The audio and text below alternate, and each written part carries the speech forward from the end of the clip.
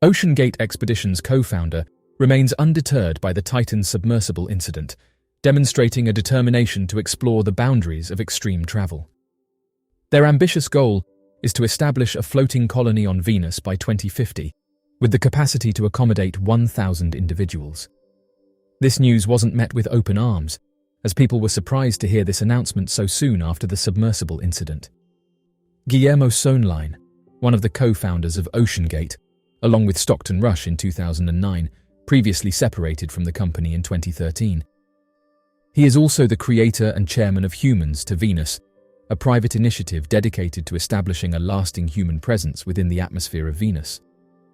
Sohnlein informed news outlets that despite the potential for significant advancements like OceanGate, there is a risk that humanity may not capitalize on these opportunities due to external influences, pushing us back into the familiar and unchanging status quo. According to news outlets, the businessman referenced NASA's research, which suggests that there is a small area in the atmosphere of Venus, approximately 30 miles from the surface, where it is hypothetically possible for humans to survive. Sohnlein has a vision of constructing a floating settlement capable of enduring the corrosive sulfuric acids found in the clouds of Venus. This is just one aspect of the planet's atmosphere that renders it inhospitable to human life.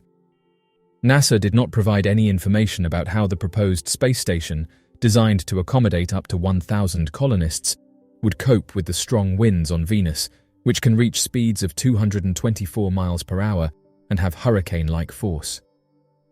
In a blog post published on the Humans to Venus website, Sohnlein expressed their unwavering confidence in the capabilities of engineers and scientists, despite not being one themselves.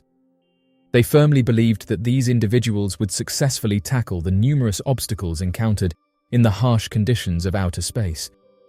He further clarified that the selection of Venus by the organization was based on the influence of gravity. Venus, often considered Earth's twin planet due to its comparable size and mass composition, possesses a surface gravity that is approximately equivalent to that of Earth. In the post, Sohnlein also shared his childhood experience of frequently dreaming about being the leader of the initial human settlement on Mars when he was 11 years old.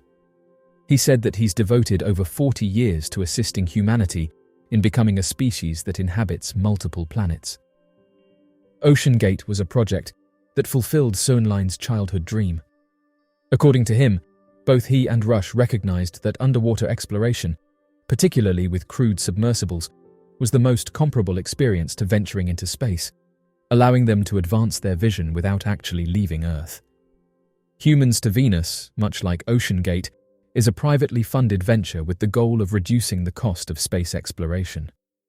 Sohnlein proposed in his blog post that a non-governmental organization could promote this vision more efficiently than NASA, a federal agency.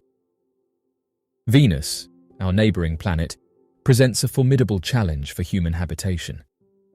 Known for its scorching surface temperatures, toxic atmosphere, and crushing atmospheric pressure, Venus seems like an inhospitable world. However, human ingenuity and advancements in science and technology have sparked discussions about the potential for human colonization or exploration of this enigmatic planet. Venus's surface experiences average temperatures of 860 degrees, hotter than the surface of Mercury, the closest planet to the Sun. The intense greenhouse effect caused by its thick carbon dioxide atmosphere traps heat, leading to these extreme temperatures. This extreme heat poses a significant challenge for human survival, as it would require highly specialized and robust technologies to create habitable environments. Venus's atmosphere is mainly composed of carbon dioxide, with thick clouds of sulfuric acid. These clouds create a dense and corrosive atmosphere that is toxic to humans. Breathing the air would be fatal, and any exposed equipment or structures would be quickly eroded by the acidic clouds. The atmospheric pressure on Venus is about 92 times that of Earth's at sea level, equivalent to the pressure experienced at depths of nearly 3,000 feet in Earth's oceans. Human bodies are not designed to withstand such pressures, and any habitats or equipment on the surface would need to be heavily reinforced. Venus's atmosphere rotates much faster than its surface, creating ferocious winds that can reach speeds of up to 225 miles per hour. These high-velocity winds would pose significant challenges for any structures or equipment on the surface, making stability a critical concern. While Venus was once believed to have oceans, it is now considered a dry planet with no liquid water on its surface. Water is essential for human survival, and its scarcity on Venus would pose a major obstacle to colonization efforts. Despite the daunting challenges, some potential avenues exist for humans to explore or live on Venus, although they would require groundbreaking technologies and considerable resources. Some researchers have proposed the concept of floating habitats in Venus's atmosphere, where air density is similar to Earth's at certain altitudes. These habitats, filled with breathable air, would remain suspended at an altitude where conditions are relatively more favorable. Sending unmanned aerial drones or probes to Venus allows for detailed exploration of the planet's atmosphere and surface without risking human lives. These missions can provide valuable data for future colonization efforts and expand our understanding of the planet's geology and atmospheric conditions. Establishing research stations or floating platforms in Venus's upper atmosphere, where conditions are less extreme, could be a possibility. These stations would conduct experiments, collect data, and potentially lay the groundwork for future human missions. Some researchers propose the idea of building floating cities in Venus's atmosphere, above the layer of sulfuric acid clouds. These cities would need to be equipped with advanced life support systems, shielding against radiation, and be self-sustaining to maintain human life. The question of when humanity will become a fully spacefaring species has long fascinated scientists, philosophers, and dreamers alike. To venture into the cosmos, to inhabit other planets, and to explore the universe not as mere visitors, but as a part of the fabric of space itself, is a vision that has captured our imagination since the dawn of the space age. Since the successful Apollo missions to the Moon, humanity's venture into space has become increasingly sophisticated. The establishment of the International Space Station represents the cooperation of nations in maintaining a continuous human presence in low Earth orbit.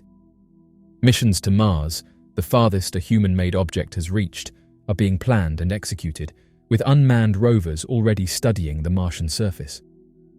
Private companies like SpaceX, Blue Origin, and others have entered the arena, pushing technology forward with visions of colonizing Mars and making space travel more accessible.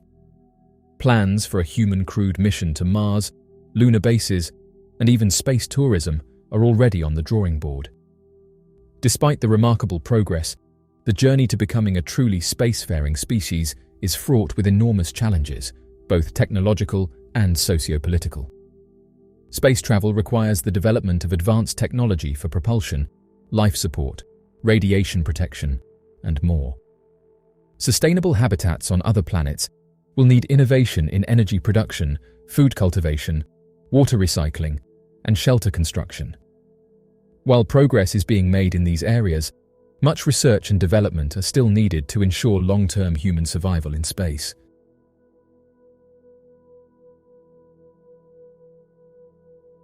So, what do you make of these recent announcements?